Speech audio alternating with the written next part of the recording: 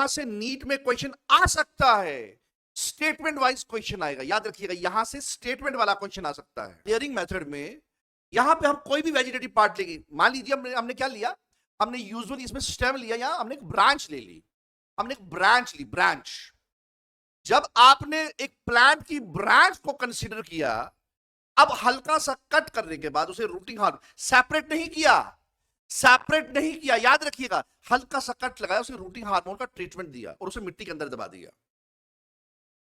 अगर मिट्टी के अंदर नहीं दबा सकते, जो बड़े बड़े ट्रीज या प्लांट्स होते हैं, उसका एक अलग मेथड होता है।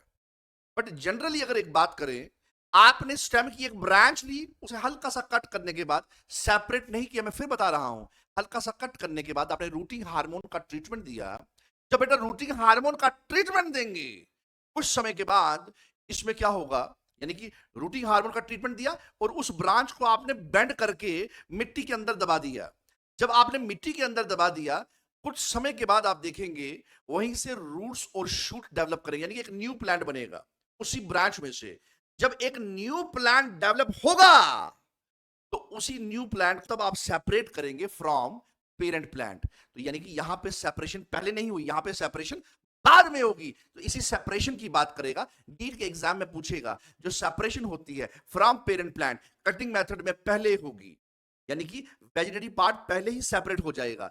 यहां पे प्लांट बनने के बाद सेपरेशन होती है, वहां प्लांट बनने से पहले ही सेपरेशन हो जाएगी, यहां प्लांट बनने के बाद सेपरेशन होती है फ्रॉम पेरेंट प्लांट, याद रखिएगा।